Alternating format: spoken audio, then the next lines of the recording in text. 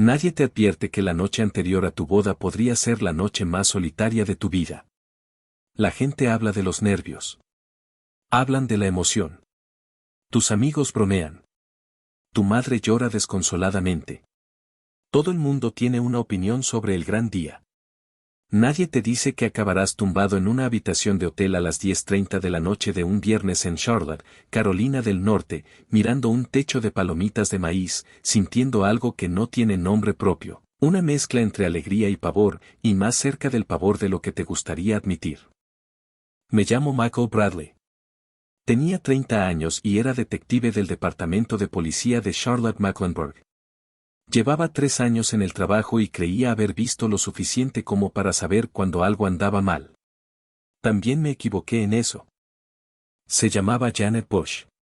Tenía 26 años y trabajaba como diseñadora gráfica en una empresa de marketing mediana cerca de East Trade Street, en la zona alta de Charlotte. Tenía la costumbre de inclinar ligeramente la cabeza hacia la izquierda cuando se concentraba en algo, y la primera vez que lo noté, me quedé prendado. Se acabó.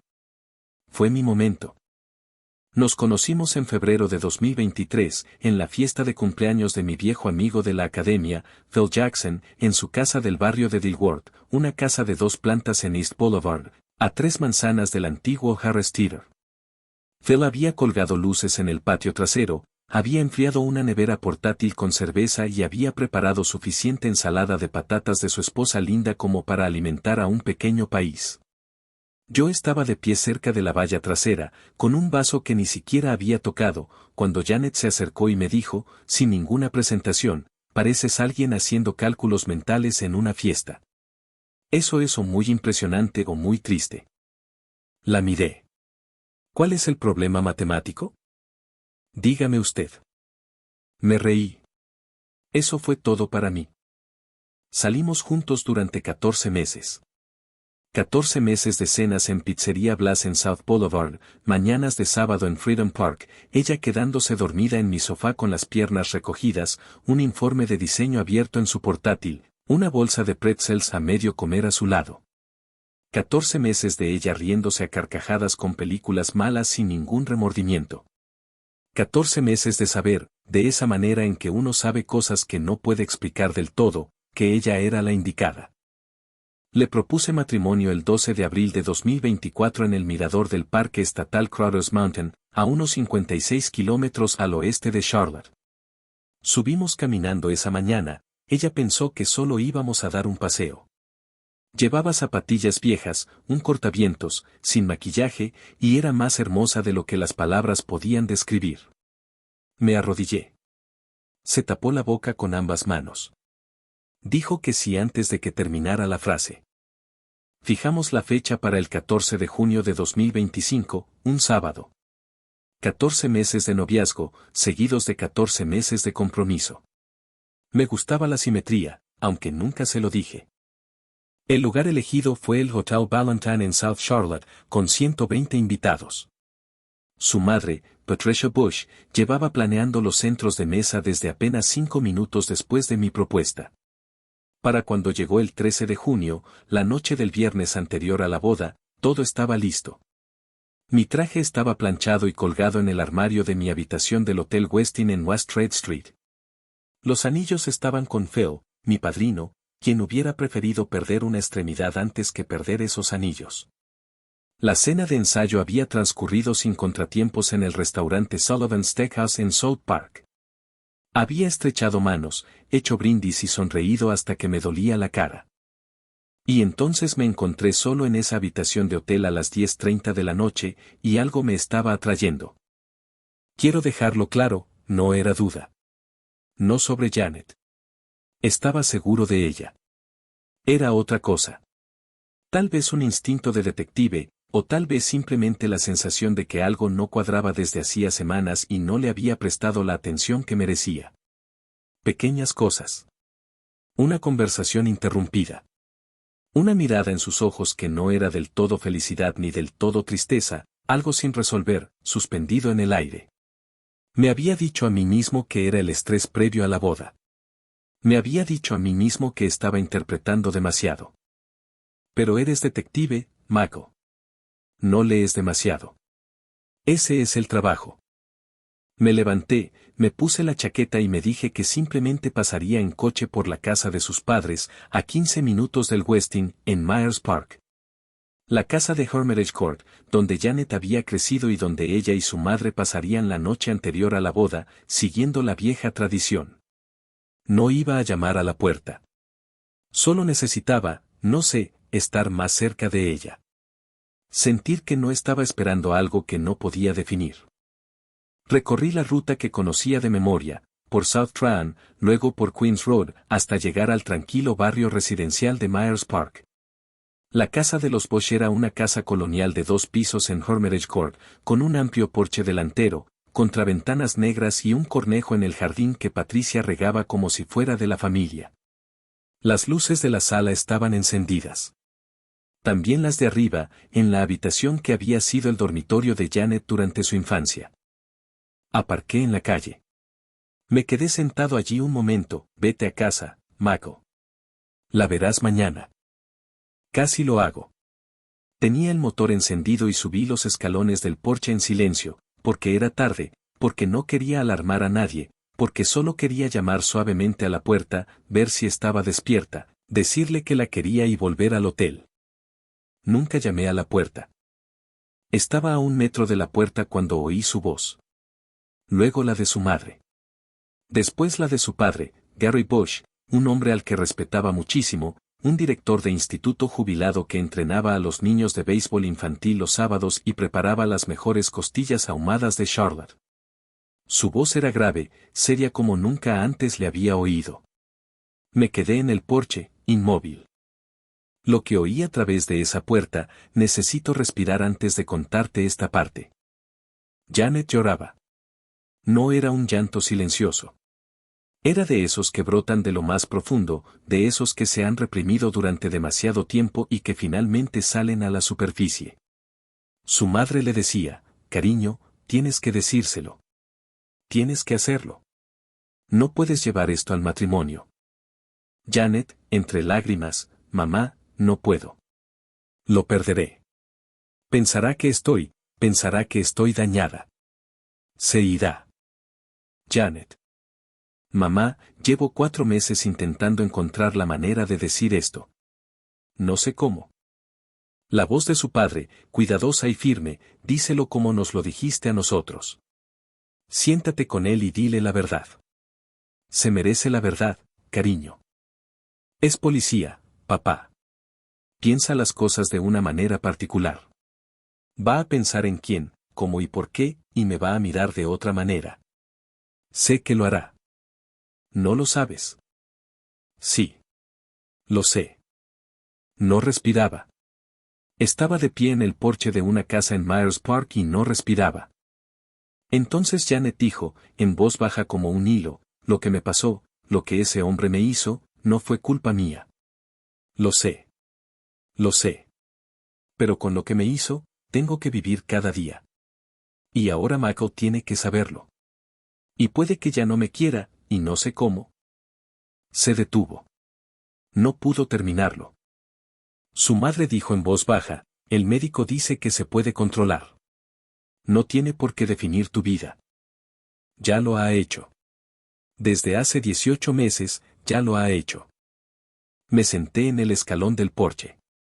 No estoy seguro de haber tomado una decisión, exactamente, mis piernas simplemente dejaron de funcionar y me quedé sentado allí durante lo que pareció una eternidad, escuchando a la mujer con la que me iba a casar llorar al otro lado de una puerta por algo que había sucedido a ella.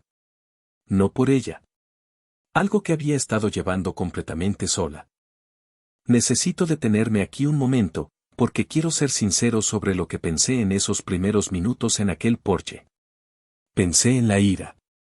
No en ella, sino en quien quiera que le hubiera hecho esto. Una furia limpia, fría y profesional, la misma que reconocí en mi trabajo, de esas que no gritan, que archivan las cosas y actúan con determinación. En esos fragmentos había escuchado lo suficiente como para comprender la situación. Alguien la había agredido sexualmente. Como consecuencia, se había contagiado del virus del herpes simple, VHS.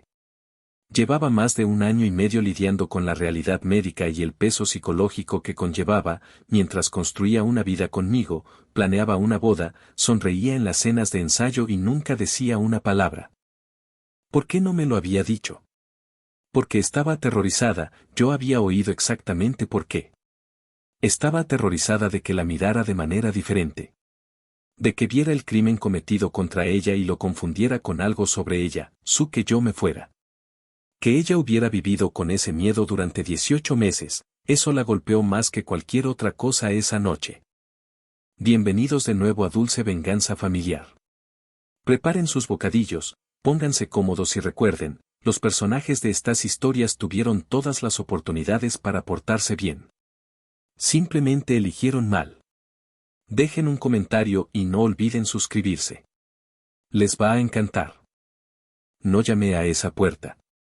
Volví a mi coche, me quedé dentro 20 minutos, luego conduje de regreso al Westin, subí a mi habitación, me senté en el borde de la cama y me quedé mirando al vacío. No dormí.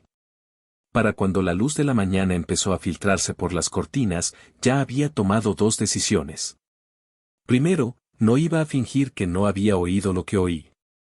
Segundo, no iba a dejar que caminara sola por el pasillo cargando con ese peso un día más. La mañana del 14 de junio de 2025 llegó como suelen hacerlo las mañanas, indiferente a tu estado, totalmente comprometida con su propio horario. Mi teléfono se iluminó a las 7:15 con un mensaje de texto de Phil, ¿estás vivo por ahí? Le respondí, apenas. Necesito hablar con Janet antes de la ceremonia. En privado. 3 puntos. Luego, Michael, eso no es, todo empieza a las 2.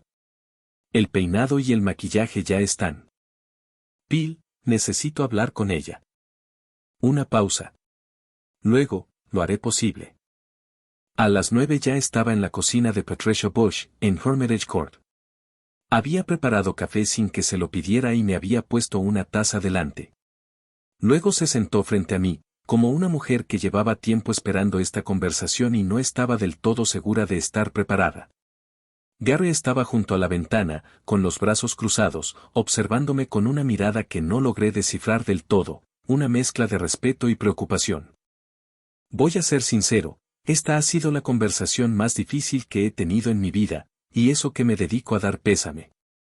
Janet bajó las escaleras en bata, con el pelo recogido de forma informal y sin maquillaje. Me miró a la cara y lo supo al instante. Se le fue el color de la cara. Michael. Siéntate. Su voz ya se estaba quebrando. Me senté. No perdí el tiempo. Pasé por aquí anoche. Estaba en el porche. Oí la conversación. El silencio que llenaba aquella cocina era inmenso. Su madre cerró los ojos. Su padre no se movió. Janet me miró, con los ojos ya llenos de lágrimas. ¿Cuánto oíste? Suficiente. Ella asintió lentamente. Una lágrima rodó por su mejilla y no se la secó. Así que ahora ya lo sabes. Sé parte de la historia. Quiero que me cuentes el resto. No porque sea policía, sino porque soy el hombre que se supone que se casará contigo dentro de 5 horas y quiero oírlo de tu propia boca. Respiró hondo, se serenó y, con voz baja y cuidadosa, me lo contó todo. Ocurrió en noviembre de 2023. Vivía sola en un apartamento en el 4º piso de un edificio en East 7th Street, en el barrio de Noda. Había llegado tarde a casa después de un evento de trabajo, una cena con un cliente en la zona alta de la ciudad, y había subido en el ascensor. La puerta exterior del edificio tenía una cerradura que la empresa administradora se había demorado en reparar, los vecinos llevaban meses quejándose. Un hombre ya estaba dentro del ascensor cuando se abrió. Nunca lo había visto antes. ¿Qué pasó después? Me lo contó con franqueza, sin detalles innecesarios, como quien relata algo que ha ensayado en terapia y compartido con muy pocas personas. Fue atacada en el ascensor. El hombre huyó. Llamó al 911 desde su apartamento. La llevaron al Centro Médico Carolinas y prestó declaraciones esa misma noche. Se presentó la denuncia y el caso fue asignado a la Unidad de Víctimas Especiales del Departamento de Policía de Charlotte-Mecklenburg, CMPD. Se asignó un detective, pero el caso quedó archivado. 3 meses después, en febrero de 2024, el mismo mes en que nos conocimos, su ginecóloga le comunicó que había dado positivo en la prueba del virus del herpes simple tipo 2, VHS2. Las pruebas forenses de su examen por agresión habían indicado una posible exposición, la prueba de seguimiento lo confirmó. Tenía 26 años y estaba sentada en la consulta de un médico escuchando que un delito cometido contra ella en un ascensor le había dejado una marca permanente en el cuerpo, una con la que tendría que convivir el resto de su vida. El HSV-2 es una enfermedad crónica. No tiene cura, pero se puede controlar eficazmente con medicamentos antivirales, aciclovir, valaciclovir, que reducen tanto la frecuencia de los brotes como el riesgo de transmisión a la pareja. Con el tratamiento y las precauciones adecuadas, muchas personas con HSV-2 llevan una vida plena, sana e íntima. El estigma que rodea al virus supera con creces su gravedad médica en la mayoría de los casos. Pero el estigma es real, es pesado y había estado oprimiendo el pecho de Janet cada día desde aquella tarde de febrero. Me encontró en la fiesta de Phil 3 semanas después. Dijo que había pensado en decírmelo desde el principio. Luego no lo hizo, porque era demasiado pronto. Luego no lo hizo, porque todo iba muy rápido. Luego no lo hizo, porque tenía miedo. Entonces le propuse matrimonio en la cima de una montaña, y dijo que sí antes de terminar de pensarlo, porque me amaba y estaba aterrorizada y deseaba una vida conmigo más que nada en el mundo. Y pasaron los meses, y la boda se acercaba, y lo que no había dicho se hizo cada vez más grande, hasta que, la noche del viernes antes de nuestra boda, estaba en la casa de su infancia llorando con sus padres porque no sabía cómo decirlo, y no podía imaginar vivir sin mí si lo hacía. Ella terminó. Me miró. Yo le devolví la mirada durante un largo instante. ¿Qué detective fue asignado a su caso? Ella parpadeó. ¿Qué? El detective de la Unidad de Víctimas Especiales. El que lleva tu caso de agresión. ¿Quién era? La detective Karen Sims. Pero el caso se enfrió, Mako. Ha pasado más de un año. ¿Cuál es el número de caso? Me miró fijamente. Tú, eso es lo primero que quieres saber. Janet, dije, extendiendo la mano por encima de la mesa, tomándole ambas manos. En un minuto te haré algunas preguntas diferentes. Pero ahora necesito ese número de caso, porque si hay un hombre en esta ciudad que te hizo lo que te hizo, y sigue en libertad, eso se acaba hoy. No es una petición, es una promesa. Volvió a llorar. Su madre le tapó la boca con la mano. Su padre cruzó la habitación, se sentó y me puso una mano en el hombro. No dijo nada. No hacía falta. Hablamos durante 2 horas. Le hice las preguntas que necesitaba hacerle, no como detective, sino como su persona. ¿Había estado yendo a terapia? Sí, desde marzo de 2024, con una terapeuta especializada en trauma llamada doctora Angela Houston, en Providence Road. ¿Estaba tomando medicamentos? Sí, valaciclovir, recetado por su obstetra / ginecóloga. ¿Estaba bien? Me miró como si esa fuera la pregunta más extraña y a la vez más grata que le hubieran hecho jamás. Estoy aterrada, dijo. Estoy aquí sentada en bata el día de mi boda, diciéndole al hombre que amo algo que he tenido miedo de decir durante 1 año y medio. No sé si estoy bien. No sé qué va a pasar ahora. La miré un momento. Lo que sucede ahora es que regreso al hotel, me pongo mi traje y a las 2 de la tarde, caminas por el pasillo del Hotel Vallantaine y yo estaré al final del mismo. Se quedó completamente inmóvil. ¿Todavía quieres? Estaba en una montaña el pasado abril y te pedí que te casaras conmigo porque lo sabía. Todavía lo sé. Lo que te haya pasado antes de conocerte no cambia lo que sé. Se cubrió el rostro con las manos y lloró, pero esta vez era diferente al llanto que había oído a través de la puerta la noche anterior. Aquello había sido miedo. Esto era una liberación. La dejé llorar. Le tomé las manos. Luego le dejé claro, con delicadeza pero sin rodeos, que aquello no era el final de la conversación, que había cosas que debíamos resolver adecuadamente, con tiempo y cuidado, con la ayuda de su médico y su terapeuta, y con total honestidad entre nosotros de ahora en adelante. Que un matrimonio no podía construirse sobre un secreto de esta magnitud, y que a partir de hoy, no habría más secretos de ningún tipo. Ella asintió. Lo sé. Debería habértelo dicho mucho antes. Tenía mucho miedo de perderte. No me vas a perder. Pero Janet, tienes que confiar en mí para las cosas difíciles. Para eso estoy aquí, literalmente. Su padre emitió un sonido que podría haber sido una risa, o tal vez un carraspeo muy brusco. Decidí no investigar. Regresé al Westin en coche y llamé a Phil desde allí. ¿Sigue en pie la boda? Preguntó inmediatamente. Sigue en pie. Pero necesito que hagas algo por mí esta tarde, antes de la ceremonia. Dile el nombre. Búscame un caso de la Unidad de Delitos Sexuales de la CMPD, Detective Karen Sims. Te enviaré el número de caso por mensaje de texto. Una larga pausa. Michael. ¿Philip? Sí. De acuerdo. La ceremonia tuvo lugar a las 2 en el gran salón de baile del Hotel Ballantine, en South Charlotte, con 120 invitados.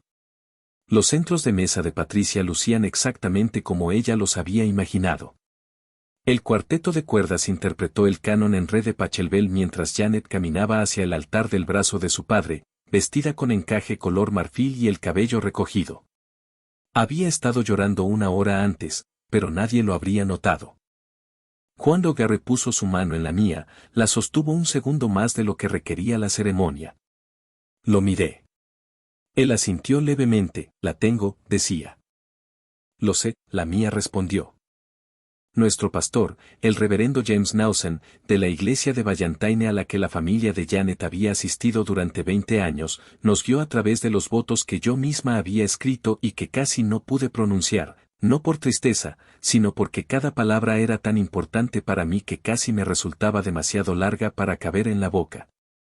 Cuando nos declaró marido y mujer, Janet apoyó su frente contra la mía antes de que pudiera besarla y susurró algo que no repetiré aquí, porque hay cosas que solo les pertenecen a las dos personas que estaban allí.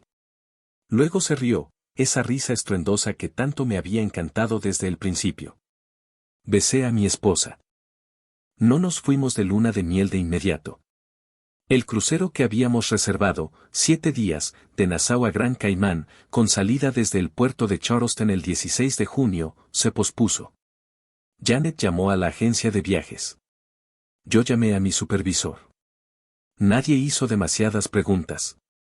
Bill, que entendía la situación general sin conocer todos los detalles, me cubrió en el trabajo con la discreción de un hombre que sabía lo que era la lealtad. El motivo por el que nos quedamos, el número de caso que me había dado Janet. Número de caso CMP de 2023 SVU 4871, asignado a la detective Karen Sims, del Departamento de Policía de Charlotte-Mecklenburg, Unidad de Víctimas Especiales, con sede en el Centro de Aplicación de la Ley en East 4th Street en el centro de Charlotte. Entré el lunes, 16 de junio, el día después de mi boda, vestido de civil, con mi placa en el bolsillo y con la bendición de mi esposa para hacer lo que hago. Karen Sims llevaba 14 años en el departamento, era una mujer menuda de unos 40 años, con el pelo muy corto y gafas de lectura sobre la cabeza. Me miró al otro lado de su escritorio. Eres el marido. Soy el marido. Me dijo que tal vez vendrías. Me llamó esta mañana. Entonces ya sabes por qué estoy aquí. Karen abrió un cajón y sacó un archivo más grueso de lo que esperaba. El caso se estancó en enero de 2024. La cámara del ascensor interior del edificio había sido desactivada manualmente unas 48 horas antes del incidente. Quienquiera que fuera, conocía el edificio. Algo se instaló con fuerza en mi pecho. Así que no fue casualidad. Casi con toda seguridad, no. Pero no encontramos ninguna coincidencia de ADN en la base de datos, ni testigos. 12 residentes diferentes habían reportado las averías en la puerta exterior. La administración del edificio, en esencia, creó una vulnerabilidad de acceso y la ignoró. ¿Qué pasa con el personal directivo? ¿Hay alguien con acceso mediante tarjeta que pueda conocer la situación de las cámaras? Karen me miró por encima de sus gafas. ¿Quieres consultar, Bradley? Quiero cerrar este caso. Me miró fijamente un instante. Luego deslizó el archivo por el escritorio. No les voy a contar cada paso de lo que sucedió después, en parte porque algunos hechos aún forman parte de un expediente judicial en curso, y en parte porque esto no es un caso policial. Pero les diré claramente lo que pasó. El edificio en East 7th Street en Noda había contratado su mantenimiento a una empresa de administración de propiedades llamada Hargrove Residential Services, con sede en Steel Creek, que empleaba a 23 personas de mantenimiento e instalaciones. Al cotejar los registros de acceso con tarjeta de acceso, que la administración inicialmente afirmó que no se conservaban, pero que su propio proveedor de TC había archivado, con los horarios del personal de la semana del incidente, se obtuvieron 4 nombres. 2 fueron exonerados de inmediato. Uno estaba de baja médica, fuera del estado. El cuarto era un hombre llamado Terry Booth, de 34 años, supervisor de mantenimiento que había prestado servicio en el edificio de Janet en un horario rotativo durante 2 años. Tenía acceso con tarjeta de acceso a todos los pisos. Había presentado una solicitud de servicio para el ascensor del edificio de Janet 11 días antes del ataque, un ticket cerrado como resuelto sin una orden de trabajo correspondiente, lo que significa que lo había usado como pretexto para infiltrarse en el sistema. Él mismo había desactivado la cámara del ascensor. Su ADN no figuraba en la base de datos nacional, nunca había sido arrestado. Pero cuando la Unidad de Víctimas Especiales obtuvo una muestra por orden judicial, basándose en la evidencia de la tarjeta de acceso, las irregularidades en los boletos y una pista de un antiguo colega que había informado sobre un comportamiento preocupante al Departamento de Recursos Humanos de Hargrove en 2022 y había sido ignorado, la muestra coincidió con la evidencia forense del examen de Janet en el Centro Médico Carolinas. Terry Booth fue arrestado el 4 de agosto de 2025 en su domicilio en el barrio de Steel Creek por la detective Karen Sims y otros 3 agentes. No estuve presente durante el arresto. Por motivos legales, me mantuvieron al margen de los últimos pasos de la operación, lo cual era el procedimiento correcto y que respeté. A duras penas. Fue acusado de violación con fuerza en primer grado, allanamiento de morada y uso delictivo de un artefacto explosivo para inutilizar el equipo de vigilancia. La Fiscalía del Condado de Mecklenburg, a cargo de la fiscal Rebecca Harman, presentó los cargos. El abogado de Booth se declaró inocente. El juicio comenzó en febrero de 2026. El 19 de febrero de 2026, tras 11 horas de deliberación, un jurado de 12 personas emitió un veredicto unánime de culpabilidad en todos los cargos. Terry Booth fue sentenciado a entre 22 y 28 años en el sistema penitenciario estatal de Carolina del Norte. La jueza Patricia Holden del Tribunal Superior del Condado de Mecklenburg aceptó el veredicto y ordenó su ingreso inmediato en prisión. Estaba en esa sala del tribunal, sentado en la tercera fila, de traje, junto a mi esposa. Janet me tomó de la mano y no emitió ni un sonido cuando se leyó el veredicto. Después, en el pasillo fuera de la sala 4150, apoyó su rostro en mi hombro y se quedó allí un buen rato. No dije nada. No había nada más que decir que lo que el momento ya había dicho. Quiero contarles dónde estamos ahora, porque ahí es donde realmente se desarrolla esta historia. Janet sigue viendo a la doctora Angela Houston 2 veces al mes. Dice que la terapia es la mejor inversión que he hecho en mí misma, algo que ahora expresa con una franqueza que antes no tenía. Sigue un tratamiento antiviral diario. Ha leído todo lo que hay que leer sobre el manejo del HSV-2. Se ha conectado con una comunidad en línea de mujeres que viven la misma realidad, algunas sobrevivientes de agresión sexual, otras no. No siente vergüenza. Trabajó duro para llegar a ese punto, y ella misma te dirá que es un trabajo constante. Pero lo está logrando. Una vez, después de una semana particularmente difícil, me contó que lo peor de lo que le había sucedido no era la realidad física, sino el silencio que había construido a su alrededor. La forma en que se había convencido de que la verdad le costaría todo, cuando en realidad el secreto era lo que le estaba costando caro silenciosamente cada día, de maneras que no había comprendido del todo. Ojalá te lo hubiera dicho antes, dijo ella. Ojalá tú también lo hubieras hecho, le dije. Pero entiendo por qué no lo hiciste. Y aquí estoy ahora. Eso es todo, en realidad. Hay una cosa más que quiero decir, y aquí es donde me desvío un poco de la historia para hablarles directamente, porque este canal es más que simplemente observar cómo se desarrolla la vida de las personas. El virus del herpes simple es la infección de transmisión sexual más común en Estados Unidos. Según los CDC, aproximadamente 1 de cada 6 estadounidenses entre 14 y 49 años es portador del virus del herpes simple tipo 2, VHS2, genital. Un número significativamente mayor es portador del virus del herpes simple tipo 1, VHS1, la cepa oral, que suele contraerse en la infancia y que también puede transmitirse genitalmente. La gran mayoría de los portadores lo desconoce, ya que la mayoría de los casos son asintomáticos o presentan síntomas tan leves que pueden confundirse con otras afecciones.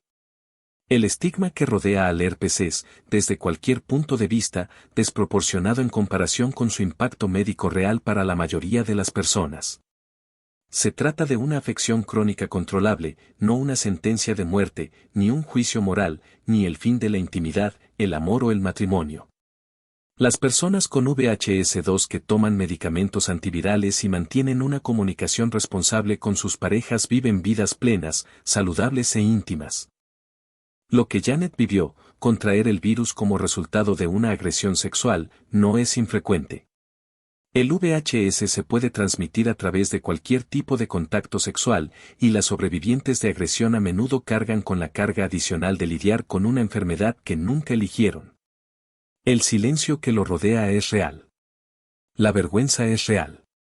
Pero vale la pena decirlo claramente, la vergüenza pertenece al agresor, no a la sobreviviente. Siempre. Si eres una sobreviviente que guarda un secreto como el que guardaba Janet, por favor habla con alguien, un médico, un terapeuta, una persona que te quiera. No tienes que cargar con ese peso sola. Y las personas que te quieren de verdad no te abandonarán. Quiero repetirlo, las personas que te quieren de verdad no te abandonarán. Y si eres la persona a la que alguien ama y te cuenta algo difícil, sé la persona a la que no le daría miedo contárselo. En realidad, ese es el objetivo. En un matrimonio, una amistad, en la vida.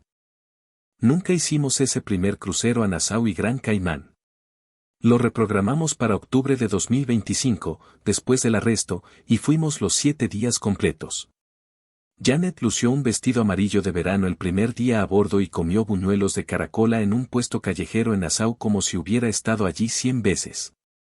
Me dijo que contemplar el agua desde el balcón de nuestro camarote era la primera vez en años que se sentía genuinamente feliz, sin reservas. Le dije que eso era decir mucho, y que pensaba seguir superándolo. Ella me dijo que dejara de ser tan encantador. Todavía estamos trabajando en ello. Me llamo Michael Bradley. Tengo 31 años, soy detective del Departamento de Policía de Charlotte-Mecklenburg y estoy casado. Ese es el orden en mi placa, y el orden inverso en todo lo que importa. Mi esposa es Janet Bradley, de soltera Bush. Tiene 27 años y es, sin duda alguna, la persona más valiente que he conocido, en un trabajo donde he conocido a muchísimas personas valientes. El cornejo del jardín delantero de la casa en Hermitage Court sigue ahí. Patricia lo sigue regando como si fuera de la familia. El porche donde me quedé y lo oí todo, me he sentado en esos escalones muchas veces desde entonces. A Janet le parece raro que me guste estar ahí fuera. Nunca le he dicho por qué. Algunos lugares se vuelven importantes para ti de maneras que no puedes explicar del todo. En ese porche decidí ser el tipo de hombre con el que ella merecía casarse. Desde entonces, todo ha sido un intento por estar a la altura de esa promesa. Si te gustó esta historia, únete a nuestra comunidad dándole al botón de me gusta y suscribiéndote para recibir más historias familiares como esta.